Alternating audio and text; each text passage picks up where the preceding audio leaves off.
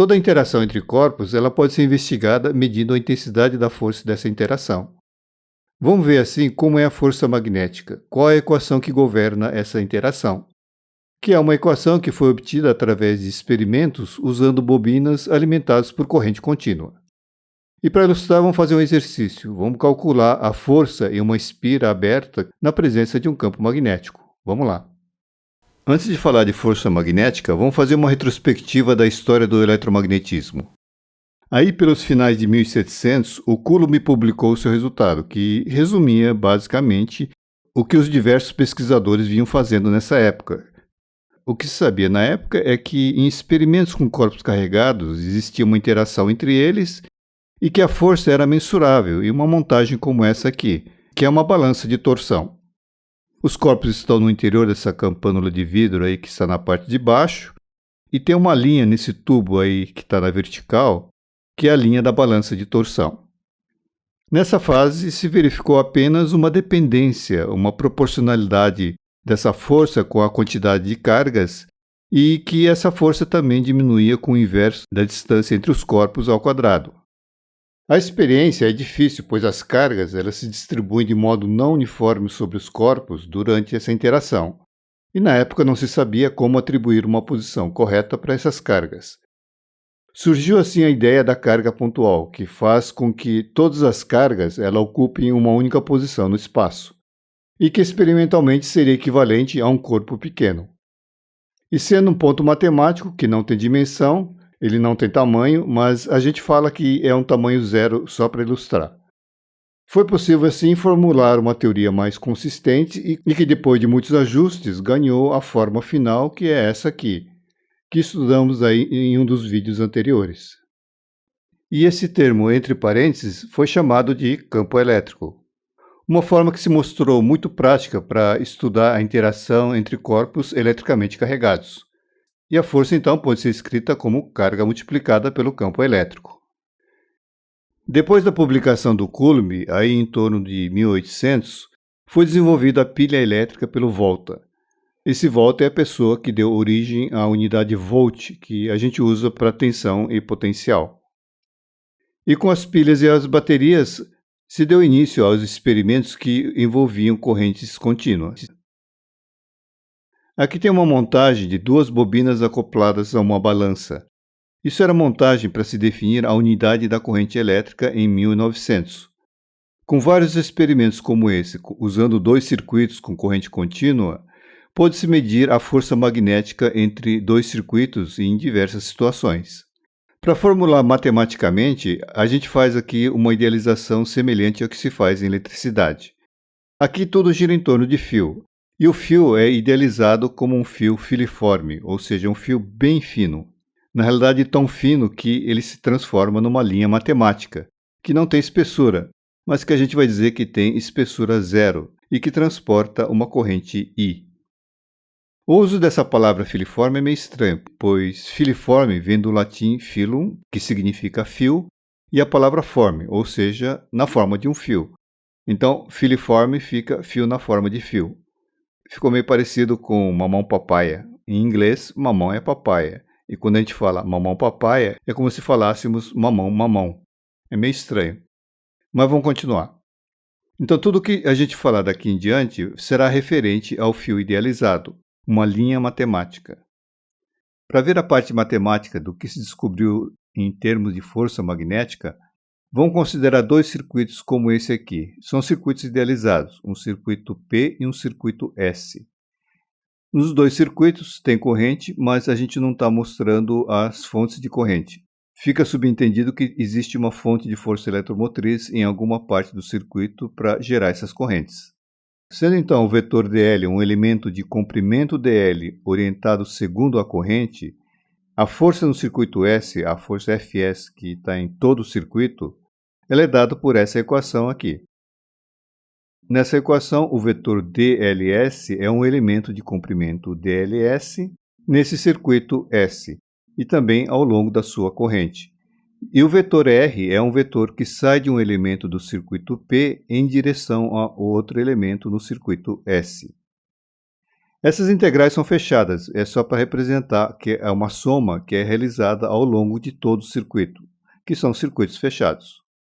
E o μ0 é uma constante, dada por 4π vezes 10 a menos 7 Henry por metro. É uma equação bem mais complicada que o caso elétrico. Vamos reescrevê-la só para poder interpretar melhor. A gente pode escrever a equação da força desse jeito aqui, onde a força é a corrente no circuito S multiplicada pela soma, ou a integral, do elemento vetor dLs desse circuito com o produto vetorial desse termo que está aqui entre parênteses. Nesse parênteses, então, a gente tem uma integração sobre todo o primeiro circuito do produto vetorial do vetor dl com o vetor r, tudo dividido por r ao cubo.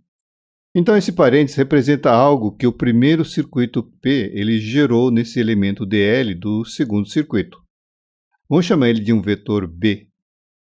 Fazendo isso, a equação da força magnética no segundo circuito ela vai ficar escrita desse jeito aqui, uma integração sobre todo esse circuito, sendo então o vetor B dado por isso, que envolve uma integração sobre todo o circuito P. Esse vetor B a gente chama de campo magnético. A gente vai ver ele com mais detalhes no próximo vídeo. Aqui vamos nos concentrar apenas na força magnética. Agora, dá para ver que o produto vetorial está envolvido em muitas equações. Então, vamos lembrar uma regra simples. Se eu tenho um vetor T, que é um produto vetorial de um vetor P com vetor S, um vetor primeiro com vetor segundo, o jeito mais simples é usar a mão direita. Varrendo os dedos primeiro no P e depois pegando o S, o dedão vai dar a orientação do terceiro vetor, que é o resultado do produto vetorial. Esses vetores P e S são naturalmente coplanares e o terceiro vetor, o vetor T, ele é perpendicular a esse plano, portanto, perpendicular tanto ao P quanto ao S.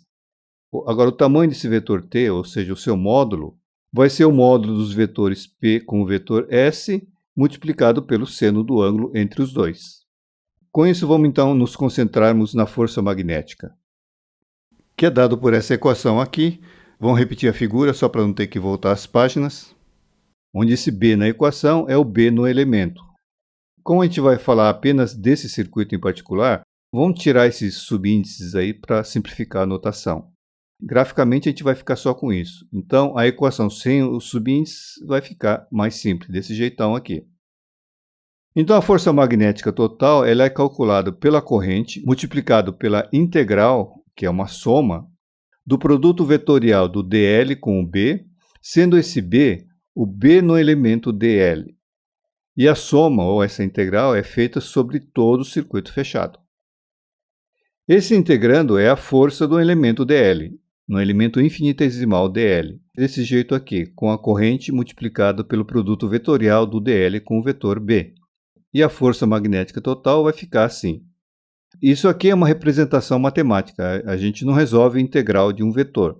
O que a gente resolve é sempre a integral do escalar. Mas todo vetor ele pode ser escrito como uma combinação linear com os vetores da base de um sistema de coordenadas que você esteja trabalhando. No sistema de coordenadas retangulares, a força tem essa forma geral. Ela é representada com o componente escalar da força ao longo de cada um dos eixos, e cada um desses escalares é uma soma ou uma integral dos componentes infinitesimais ao longo de cada um dos eixos. Então a gente tem uma integral do dfx, que é a mesma coisa que uma soma em dfx, e a mesma coisa ao longo dos outros eixos. Vamos dar uma interpretação gráfica melhor dessa equação da força. A equação é essa aqui, que é a mesma coisa que uma soma de forças em elementos ΔL, no limite em que se ΔL vai para zero ou que o n vá para o infinito. Isso vai ficar claro daqui a pouco. Então, expandindo o somatório, a gente teria algo assim. Cada termo desse somatório representa uma força ΔF no respectivo elemento ΔL. Então, a gente tem o ΔF1, ΔF2 até o ΔFn. Agora vamos ver graficamente. Vamos pegar um circuito como esse aqui, cheio de curvas, e aproximar ela por diversos segmentos de reta de comprimento ΔL e cada ΔL orientado conforme a corrente I. E depois eu enumero esses ΔL de 1, 2, 3 até o último ΔL8. O circuito real tem partes curvadas, mas eu estou aproximando tudo por segmentos de retas. Agora vamos supor que existe um campo na região. Na parte de cima, o campo B vai estar entrando e na parte de baixo ele vai estar saindo da página. Então, a gente tem um campo B1 para o primeiro, B2 para o segundo e assim sucessivamente. Não vamos escrever todos eles aqui para simplificar. E para cada um deles eu calculo o produto vetorial do ΔL com seu respectivo B e depois eu multiplico pela corrente. E dessa forma eu vou ter a força ΔF em cada elemento desse jeito aqui. E depois eu somo todos eles. Então isso é o que representa esse somatório, ou essa expansão do somatório que fizemos aqui. Esse cálculo ele vai ficar bem mais exato quando eu diminuir esse tamanho ΔL. Diminuindo o ΔL, eu vou acompanhar melhor o perfil real do fio. Fazer esse ΔL ficar pequeno é fazer com que ele tenda a um infinitesimal dL. E matematicamente a gente diz que o ΔL tende a zero. Agora, nesse circuito fechado, quando a gente faz esse ΔL tender a zero, naturalmente eu vou aumentar o número de pedacinhos. O N vai ficar muito grande. E matematicamente a gente diz que o N tende a infinito. Reescrevendo tudo, colocando o i para fora, nesse limite do ΔL tender a zero ou do n ir para o infinito, o símbolo somatório é substituído pelo símbolo da integral e o ΔL vai virar um infinitesimal dL. Portanto, a integral é uma soma que a gente faz de elementos que tendem a uma coisa bem pequena. Isolando só a parte da força no ΔL, ela fica escrita desse jeito. E no limite em que esse ΔL fica pequeno, a equação fica assim. Ela passa a ser uma força infinitesimal em um elemento de tamanho também infinitesimal. Então veja que se eu uso um ΔL, ou seja, um pedaço grande, o campo B ele pode ser diferente nos seus diversos pontos. E daí eu tenho que usar um B médio, o que vai resultar na soma um valor não muito exato. Agora, se eu pego esse ΔL e faço tender a zero, ou seja, se eu uso um DL, o campo B ele vai se aproximar ao B de um ponto. Então, eu vou ter um valor mais exato na soma. E por isso a gente usa a notação diferencial. Vamos fazer um exercício para ilustrar. Considere uma espira semicircular colocada entre duas placas sobre as quais a gente tem um arranjo de ímãs permanentes. O conjunto de ímãs de cada placa eles têm os polos invertidos. Essas placas elas estão próximas uma da outra. Aqui na figura elas estão distanciadas apenas para a gente poder ver a espira no seu interior. Essa espira ela tem uma corrente I e é um trecho de um circuito que não é mostrado na figura. E vamos então determinar a força magnética nela. O primeiro passo é criar um modelo idealizado e para fazer isso vamos ver como se comporta esse campo magnético. Aqui eu tenho um desenho em corte da borda com a configuração das linhas de campo. O comportamento da intensidade do campo magnético à medida que a gente caminha para fora seria algo desse tipo aqui. O arranjo de ímãs ele não vai dar um campo totalmente uniforme. Então no interior ele vai ter uma leve flutuação, mas fora a gente sabe que o campo é nulo. Então tem uma transição. Vamos supor uma transição suave, algo como isso que está na figura. O que a gente faz é simplificar. Vamos usar uma curva idealizada, desse jeito aqui, que representa então um campo constante no interior e que de repente ela vai para zero em algum ponto na região da borda. Vamos usar então essa configuração ideal com a borda abrupta e um campo concentrado dentro de um limite bem definido, e dessa forma a gente vai ter algo desse tipo aqui. E o problema então vai ser em determinar a força na espira semicircular de raio R, tendo duas laterais de comprimento L, a espira com uma corrente I e todo ele dentro de um campo magnético uniforme. Então, para resolver, o primeiro passo é definir o sistema de coordenadas. Como a gente tem uma simetria em relação a um eixo vertical que passa pelo centro da espira, vamos usar esse ponto como a origem do nosso sistema de coordenadas cartesianas, desse jeito aqui. E vamos colocar também umas letras só para identificar os trechos. O trecho AB e CD é a parte reta e o arco entre B e C. O eixo Z sai da página e o campo magnético está entrando na página. Portanto, o vetor B é menos BEZ. A força em todo o circuito é isso aqui, mas como a gente só tem o campo B em um trecho desse circuito, a força vai ser apenas entre A e D, que a gente pode quebrar com uma soma das diversas partes, trecho AB mais BC mais CD. Portanto, esse primeiro aqui é a força no trecho AB, o segundo no BC e esse terceiro no CD. Ou seja, é uma soma vetorial das forças em cada uma das partes. Vamos calcular cada uma delas. No trecho AB, a gente tem as extremidades do fio entre -r mais L até -r, e a força é essa integral. O campo é oposto ao eixo Z. E o vetor dl é um pedaço dx ao longo do eixo x. Fazendo o produto vetorial de ex com menos ez vai dar mais ey, e o dl vetor b vai dar ao longo de ey. A força Df vai ser isso multiplicado pela corrente. Então, no desenho, essa força no elemento vai estar apontando para cima, ao longo do ey. E dessa forma, a força fica sendo essa integral, que vai dar IBL ao longo de y. Agora o trecho do arco, a gente vai ter que resolver essa integral. Aqui o desenho, o elemento dl vai ser tangente ao arco. E sendo θ o ângulo entre a reta radial e o eixo x, escrevendo, então, o campo é a mesma coisa, o elemento dl agora é r dθ ao longo de eθ. O produto vetorial de eθ com menos ez vai dar ao longo da radial er, e, portanto, na figura, o vetor df ele vai apontar para fora, ao longo do er, que é esse vetorzinho de cor verde. E dessa forma, o produto vetorial de dl com b vai ficar assim, e multiplicando isso pela corrente I, eu tenho a força no elemento dl. Agora, esse vetor ER, ele aponta em diferentes direções, ele vai depender do ângulo θ. Então, para somar todos os df's, a gente precisa desmembrar ela. Vamos quebrar ela nas coordenadas cartesianas, que é a mesma coisa que escrever com os vetores da base desse jeito aqui, onde cada uma dessas integrais em x e y vai me dar a força Fx e a força Fy. O desenho seria isso aqui. E a força dFBC está em um ângulo θ com a horizontal.